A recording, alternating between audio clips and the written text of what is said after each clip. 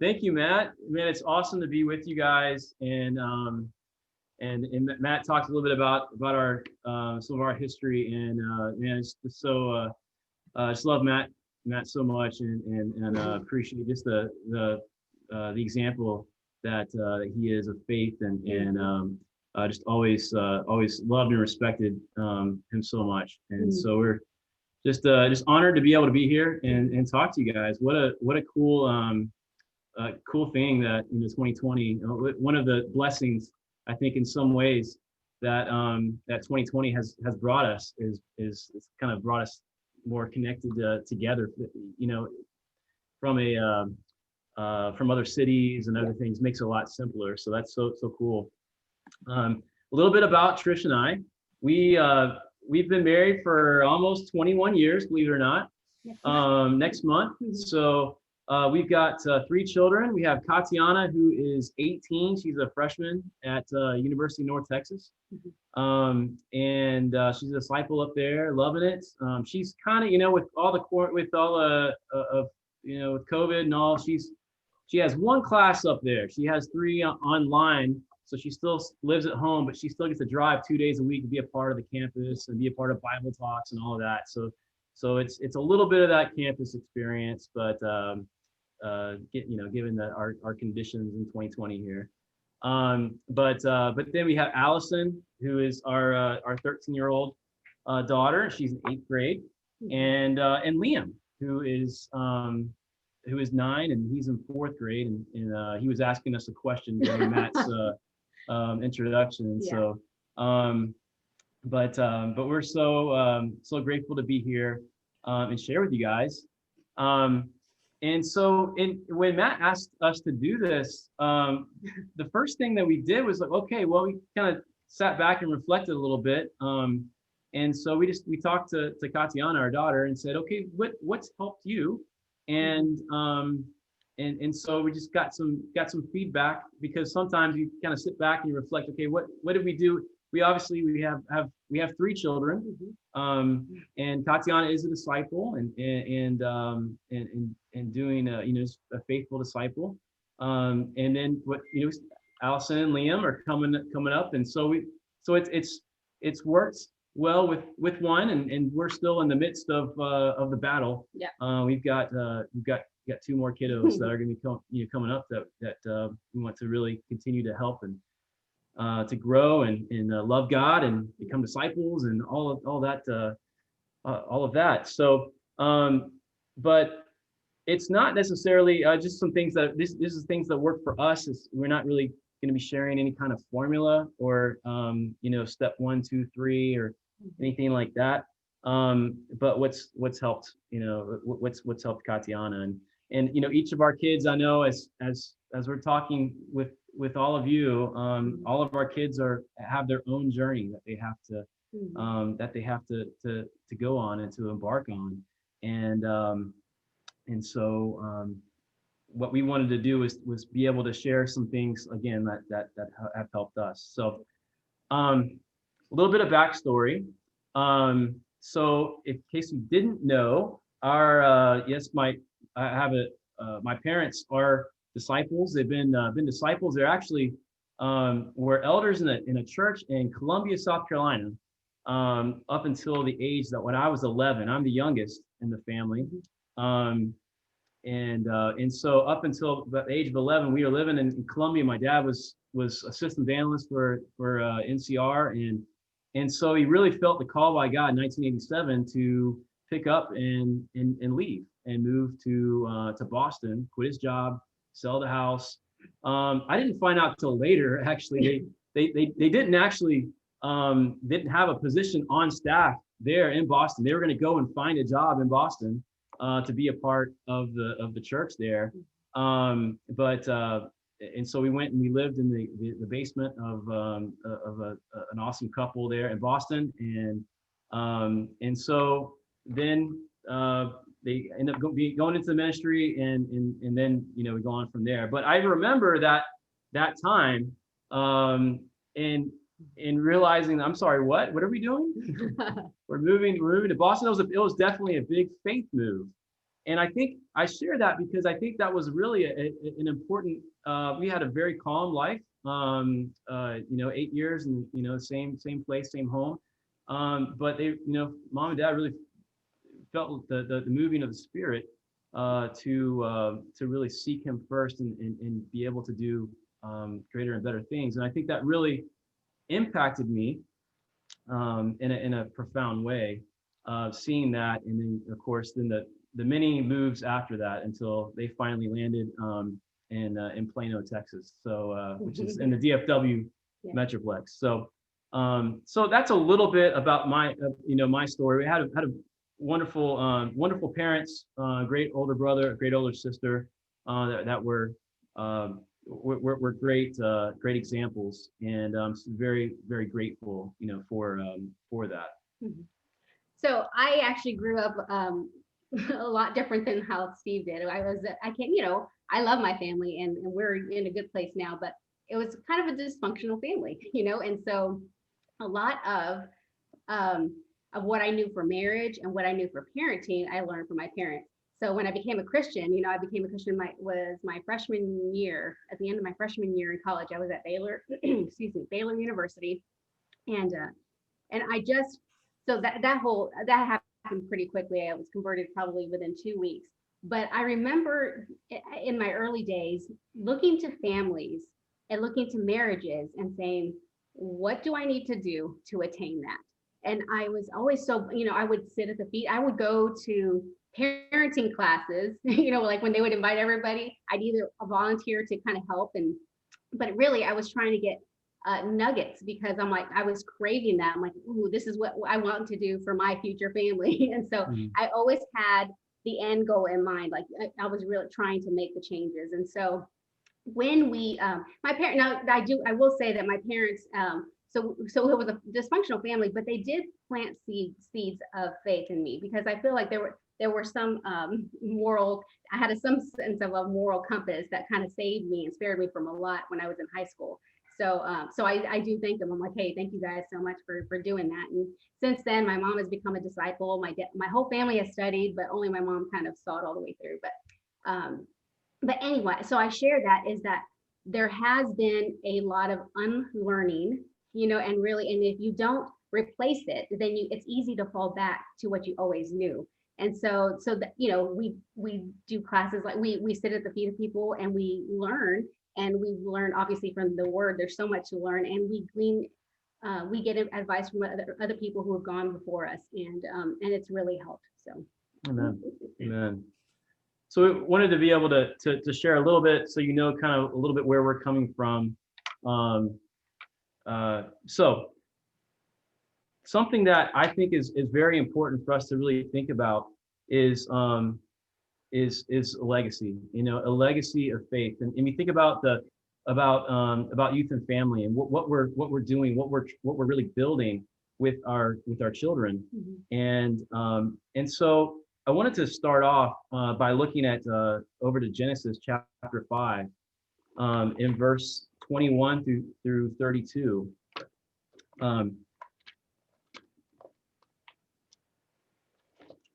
So we're there. If you scroll over there or turn over there, in Genesis chapter 5, verse 21 through 32, it says, when Enoch had lived 65 years, he became the father of Methuselah.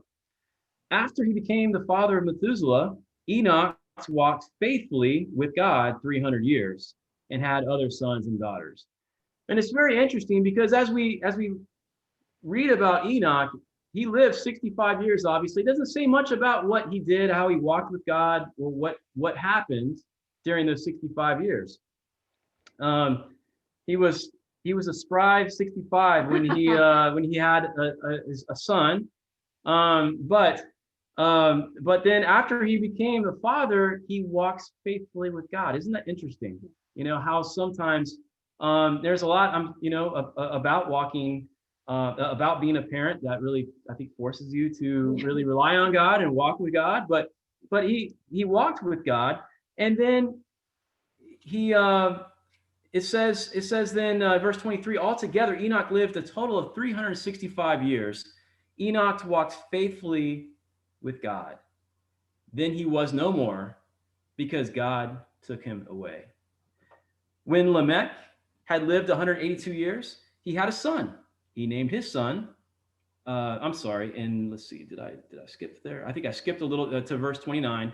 He named him Noah. I'm sorry, here you go. Okay. When Methuselah had lived 187 years, he became the father of Lamech. After he became the father of Lamech, Methuselah lived 782 years and had other sons and daughters, although Methuselah lived a total of 969 years, and then he died.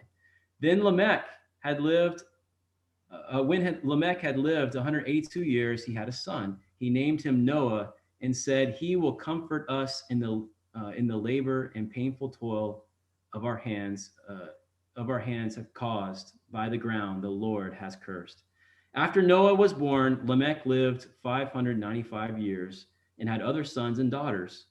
Although Lamech lived a total of 777 years, and then he died. So we think about this. So what's the connection? Well, it's interesting that Enoch walked faithfully with God for 300 years.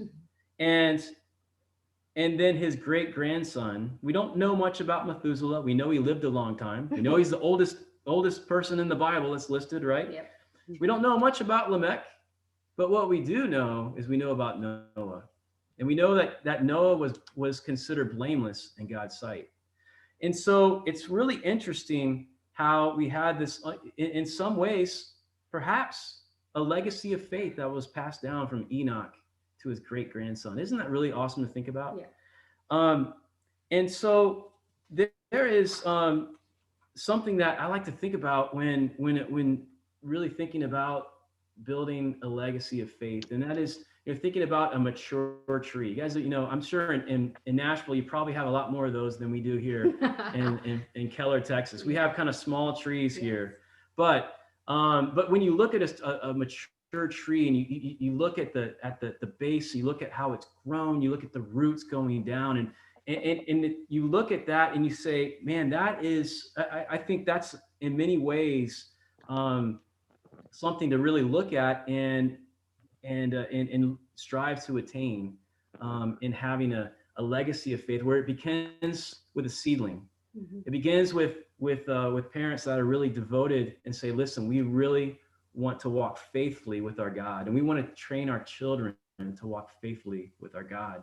And so then as years pass on, generation after generation after generation, and there is just a tremendous blessing that comes through that. So that's something that really encourages me when I think about a legacy of faith. And so sometimes, whether it's your parents or we're disciples and you're coming from legacy, or it starts with you, one of the two.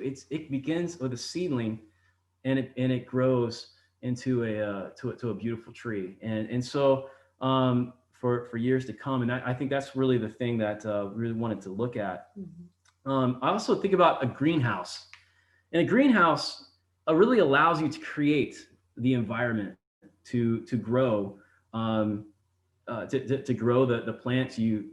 Whether it's weathering from some of the, you're able to get the right moisture in the greenhouse. It's here in Texas, I think it's kind of important. We're really, especially in the summer times. I'm sure it's not too cool in Nashville either at different times, but it can be very important so that you can create the right environment to grow what you want to grow, right? Mm-hmm. And so that's something I like to think about in our family, is really trying to, the world is crazy. The world is a lot going on. Yeah. There's a lot of negativity. There's a lot, social media and this and that, and there's a lot of videos and this and that. But for us to really do our best to create a greenhouse environment, an environment for our children to be able to really learn, to grow, and to really have a positive environment, mm-hmm. and providing the right conditions. So I think where that starts is, we're talking with our daughter, and I think one of the key places that starts is, of course, as Enoch, as we learned from him, right, is that he walked faithfully and consistently. It starts with our own personal walk with God. One of the things that Katiana noted was that when we were kind of talking, it's like, yeah, it's just about being authentic, not perfect, and we're not perfect, obviously, but she said, you guys are the same at home and at church, and so I think that was one of the things that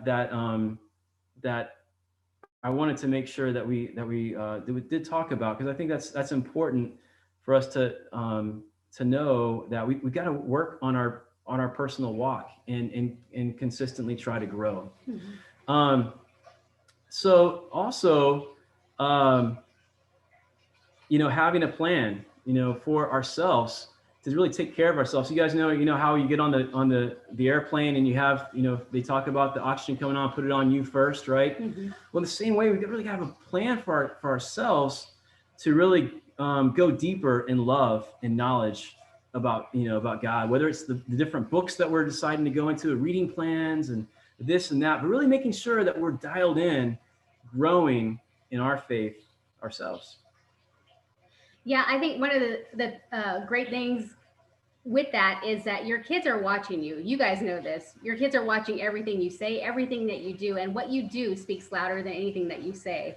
And I have a lot of pictures. I'm kind of like, I'm the family historian. So I have a ton of pictures through the years of Steve faithfully sitting at the Bible at the table reading his Bible, and always we have Liam playing his cards when he's little, or sitting there eating his cereal, and so he's not having these deep conversations with him, but what Liam's doing is he's watching his dad put God first, and so those kinds of things, and he's done that since Katiana was a baby, and so it's planting those seedlings when they're very young, and showing them what a priority in your life is. Now, I, as a mom, you're kind of running all over the place. And so mine hasn't always been a sit down, let me have my cup of coffee. It's kind of like, and when they're little, it's minutes, right? As they've gotten older, now it's not so much. And now they can actually see that time that I've set aside for God. But I definitely think it's important for them to actually visibly see you connecting with God. Amen. And praying. Amen. Yeah, absolutely. The second thing in creating the greenhouse is our marriage. Really creating a home atmosphere that's positive, that's fun, it's safe, right? And so I think that one of the things in our marriage, making sure this is nothing new under the sun, right? But make sure we're having our date nights. Yeah. Going out, making time together to really take care of our relationship. One of the things, I don't know if you guys, one of the things in our church a program that we have is called Growing Kids God's Way. Yeah. And so one of the things it talks about in there is really, it's called couch time, and how you really prioritize that time together when you get home, and really making sure that we take care of our relationship first. And I'm sure there's more that could be shared on that, but I think that's important, for us to make sure that we take care of that. So Katiana actually told us, just even last night, she said, I don't think you realize how important how important it is. I'm sorry if we sound like we're yelling. I have a tower garden that makes a lot of noise. So, but she said, I don't think you realize how important it is for you guys to have dates, because it gives them so much security that mom and dad love each other. And I knew exactly what she was talking about, because anytime my parents ever displayed affection in front of me, we would always have the y'all are gross or whatever, but inside we're like, I really love seeing my parents connect, and that gives them a sense of security, knowing that we love each other, and so again, contributing to a positive environment. So so date your spouse, it's fun, and you get to try new places. But try absolutely try new we're kind of foodies. We like to go and try different spots, Yes. So the other thing is the events. One of the things that I think is really important is getting our kids in with different opportunities to build spiritual relationships and learn as well. of course, this includes, the church and devotionals, youth and family times, serving the community. I think is also really important to be able to really live out our our faith and talk about true religion as taking care of orphans and widows, and really figuring out, okay, how can we serve? How can we really grow? And really our kids seeing us serve and grow, right? Mm-hmm. But really making that effort. I know for a while, you want to share about the midweeks and everything. I don't know what it's like in Nashville, but for a while in the DFW area, we were driving about 35 minutes every Wednesday, every Sunday, there and back. He says 35. It's actually 45 because he would drive from work to, and so it was a 45 minutes in Dallas Metroplex. And so the reason it was such a big deal is because that was a struggle for 10 years. We drove 45 minutes in a midweek, whether it was cold or rainy. And people were like, well, why? Because our kids are watching us. I had this conversation with several people, and who's the reasons varied. We get it. We've been there. So my kid, it'll mess up their time. Kids are more resilient and adaptable than you realize. And I know I'm speaking to a crowd where you guys probably have older kids, so that's a non-issue. But the same applies with the events. Our kids, from the time that they were small till teens, knew that church took a priority over everything. And so it got to the point where they knew to make sure not to schedule anything on a Wednesday night. Now, obviously, if there was like a one-time performance for a choir, that's one thing, but it was important for them to see that mom and dad placed meeting with the body as a priority, and that it wasn't out of obligation, because we were actually going to be a part of our community. They were excited. Oh, like, oh wait, it's Wednesday. And so it actually convicted me, because I'm like, oh yeah, it's Wednesday. I'm going to drive for 45 minutes, but they're excited. And so, and so it's kind of like, it's good. It's like, it was anyhow. So yeah. Yeah. And I think the other thing that's really important about making sure that we would get them to all the events and everything was, Katiana was actually, it was a summer between 7th and 8th grade. And so, that it's that time of where kids are starting to go to summer camp, and I really want to study the Bible, and something really hits them. And I really want to do, well, summer camp came and summer camp went, and really deep talks. And of course, it's one of the things that we just wanted to make sure, we just wanted to provide a healthy environment, have some, great talks and, different things, but really didn't pressure, about studying the Bible or anything like that, and becoming a disciple. And so it was just kind of interesting. We're like, okay, well, we're praying. She was in 8th grade. We weren't really part of the youth and family ministry yet, but we heard that Phil Arsenal, I know Matt, Phil Arsenal, he came down and did a youth and family. And so he did a youth and family devotional. And so we said, we're going to crash it. Katiana's in 8th grade. We're going to crash this youth and family devotional. And it was funny. I'm glad we did, because when she went, he actually talked to the teens differently. And he basically, in his message, you say, hey, listen, just because you're a kingdom kid doesn't mean that you're part of the kingdom. And that doesn't mean that you're saved. And, and so he had this message, and afterwards we're going out, we got in the car, and I could tell something was going different in her eyes. I was like, okay. So we kind of talked, and what did you guys talk about? And it just opened up this wonderful conversation. And she really had a hunger. She said, I really want to get to know God. And so my point is, you just never know, right? You never know. What if we didn't go that time? What if we didn't go? Now, I'm sure, that's not just, I'm sure God has a grander plan, but I'm so glad that we made that extra effort. I even when in St. Louis, I know you guys, we had the North American seminar, right? And the conference up there. And so we took the whole family, took the 2 younger ones too, happened to go to Upside Down. I'm so glad that we did. Our middle child really affected her. She came back. She was sharing her faith, and she ended up reading the book of Acts on her own. And Yeah. at that time, she was a lot younger than she is now, you know. Yeah. But it's just those things, really making sure to have a conviction to make sure that we get our kids out to the meetings of the body, how important that is. You know, of course, in Hebrews, we're all aware, you know, of Hebrews chapter 10, verse 24 to 25 says, do not give up meeting together as some are in the habit of doing. And but we want to encourage one another, and all the more as we see the day approaching. So events, that's one of the things I wanted to make sure that we talked about in part of the greenhouse. Yeah. Also, really making sure that we foster godly relationships, being part of the village and creating a village community has been really important for us in two ways. You want to share a little bit about? Sure. I think so. One of the things that I learned from Bill and Sally, Sally would take Steve all over the Metroplex if it meant connecting with other kids his age, you know, and she really worked hard to foster those relationships.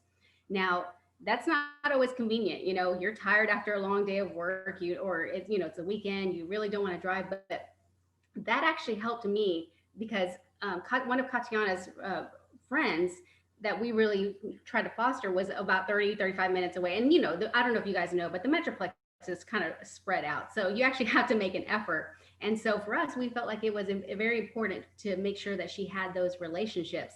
And so we did. And they have a beautiful relationship even to this day. And one of the things that she said, you know, she just graduated during the pandemic. And she said, you know, I'm really not going to miss high school. My closest friends are in the church.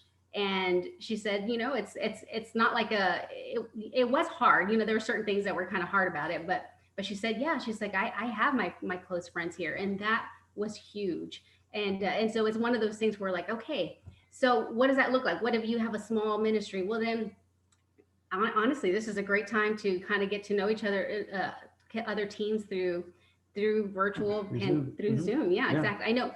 And they have so many creative ways that they've gotten to know each other, but making the efforts to drive to other cities and inviting people to come to your home. And I think that one is very, very key, is making sure that the hospitality is there, you know, that it can be outside, you can have a movie night. It's just making sure you provide an environment where you're developing community. You know, maybe it's a meeting with another family and you're just getting together for a dinner, but that community is so important. And our kids have definitely mourned not meeting together. You know, they've missed meeting together with the body, and that's a really good place that you want your kids to be, you know, where they're missing church. And one of the reasons is because you're really developing that, you know, every, you know, along the way. So yeah. And then Erica. Oh, one more thing. So, so when our daughter was studying the Bible, we also asked her who she felt comfortable with. You know, adults that she felt like either that she already had, or that she respected and admired and maybe wanted to get to know, because that's who she basically invited into her Bible studies. And that was really important because she needed to make sure that she felt safe. So we didn't actually push anybody on her. We said, who would you like to be in your studies?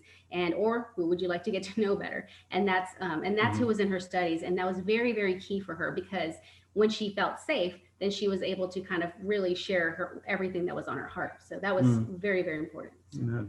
Amen. I know that one of the other things that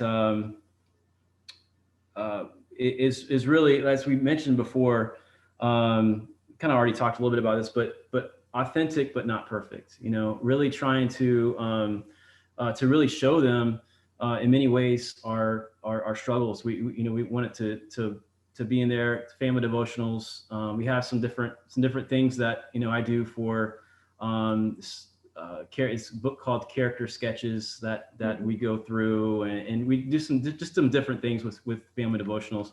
As you can imagine, we have 18 and 9. So, but trying to have that time with them. But I think one of the things is sometimes them seeing us struggle through things, and our daughter actually has an autoimmune disorder, and so she has had some health challenges through the years, and so at different times, at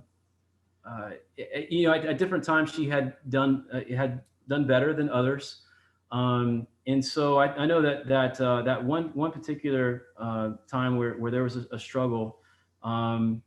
She basically, I don't know. You want to share a little bit more Well, about? yeah, it was actually she and I had that's a whole other story on it in and of itself, but it actually contributed to her really seeking after God. But it was one of those where we were sitting there and she was talking and I was sharing with her about how I was struggling in my walk with God. That was probably the first time that I'd ever really shared how her being sick impacted me. And so we were sitting on the bed and she's crying and I'm crying and I said, "You know what? I said, I'm really having a hard time in my relationship with God right now. I'm having a hard time trusting and I'm having a hard time swallowing the fact that this is, that you're sick." And so she never it was a breakthrough for our relationship because number one, I had never revealed that part of my life to her, but two, it revealed to her that a walk with God is not perfect. And I shared with her my heart, but I also shared with her what I was doing to get that relationship back on track, and how I was praying and I was working through it, and by talking with people. So what she was seeing that Christianity is not perfect, because I think one of the things that I've heard and from a lot of teens is that they feel like Christianity is unattainable, that you have this idea that you have to arrive perfect.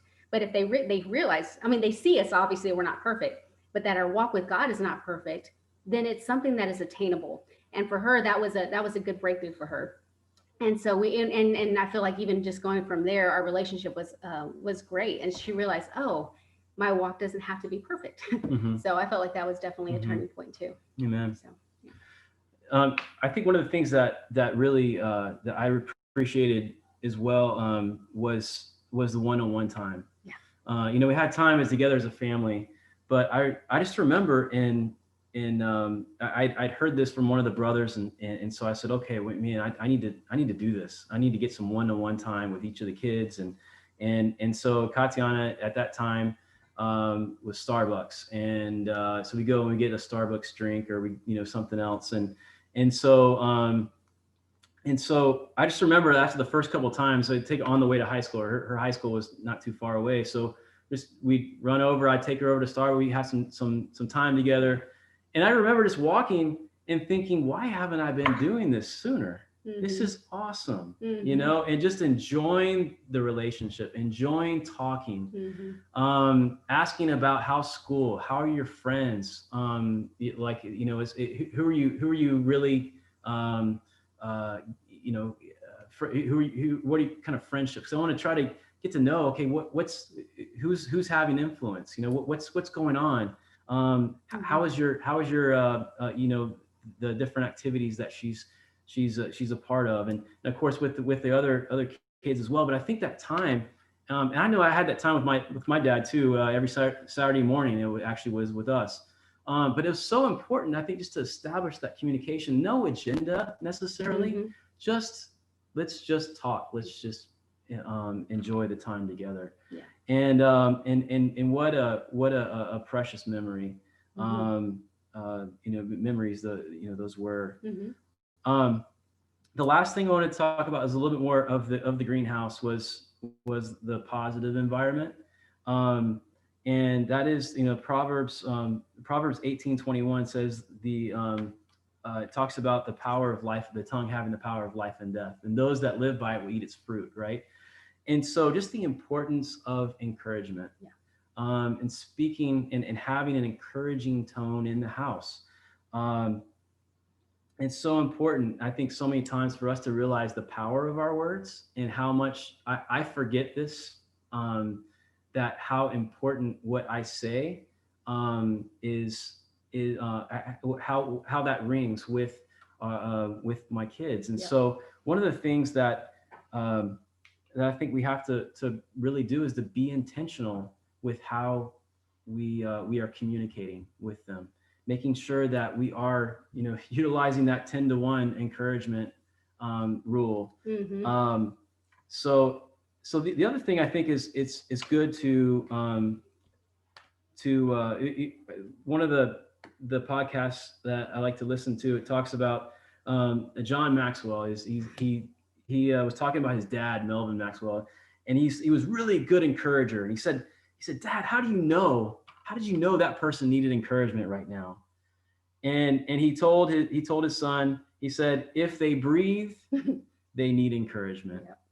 And so the thing that I think we've got to remember with our kids is they need us, and they need the encouragement from us, and they need positivity in the household. Yep.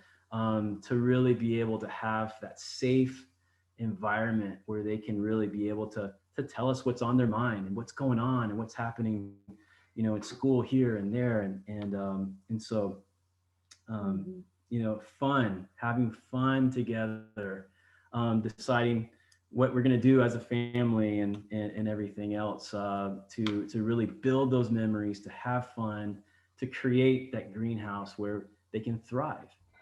Yeah, and I will also say that it's important to get into their world and to find out what they like. That's really hard when your kid likes video games and you're like, I'm sorry, who's this character and who's this? But really trying to make the efforts to understand. But literally, my eyes gloss over and I'm like, okay, no, focus. I'm like, just really trying to understand. But those go a long way, because if you take care of the things that are important to their life right now, then they'll listen to you later on, because right now that's important in their life. And so if you invest, like, okay, I care about what's important to you, then that goes a long way. So even if it's not important to you, like when they were younger, they liked Barbies, could play Barbies, whatever, or cars, whatever it is, it's like just getting into their world. And so if it's music, maybe listen to some of the music they like. That's my daughter loves to come down and, hey, you need to listen to this. And I'm like, it's okay. And then some of the music, I really love it now. But making that effort, and I'm not saying, like over try, they know when it's authentic and when it's not, but just making the attempts, and that goes a long way with them. And one of the other things that she mentioned, she said, I just appreciate y'all's humility, because more often than not, we have messed up like so many times. I wish, I wish I would have written down all the times that we messed up. But thankfully, what matters more is coming back in humility and making it right. And that goes a long way with them, and for her, it has for sure. And so that's definitely been something that's helped her as well. So. Sure. And that restoration of the relationship when we do mess up, because we're going to mess up. We're going to say things especially during quarantine, right? Yes. But when we do, really owning that and apologizing, being humble, restoring the relationship, I think is very important. And will you please forgive me? Yeah. And saying those words. Yeah. So so anyway, those are a few things. I hope some things helped, helped you guys. And we're all in this together, right? I mean, we like I said, we still have two that aren't even a youth and family yet. So and I will say this real quick. I'm sorry. So one of the things of being, I don't know how many of you guys know the Hooper family, but they're kind of known, in the kingdom and stuff. And so I'm always, people don't naturally assume that unless I say my last name's Hooper, I look a little different. So I got a little more melanin in me. So, but it's fun because I always tell them, I said, there's nothing special about the Hoopers. I know that sounds really bad. So, but what I know there's nothing special about you. But what I've seen through the years is what Steve said, is like that seedling, Bill and Sally, all they did, it's so basic. They prayed. They did all these things that we're telling you. It's like, it's nothing earth shattering. It's all about the consistency, and it's all about getting on your knees and praying, because it's God who stirs the hearts. But that's really, when I tell people, I'm like, I don't know what else you want me to tell you, but they're faithful in their prayers, and they're faithful in seeking the kingdom first. So, and so then we're like, all right, well, that's the way they led their family. And obviously I'm married to one of them. Then I'm on board with Steve as he leads us and we lead our family. So Anyhow, just thought I'd put that in there. So. Amen. So that's it. That's all we got.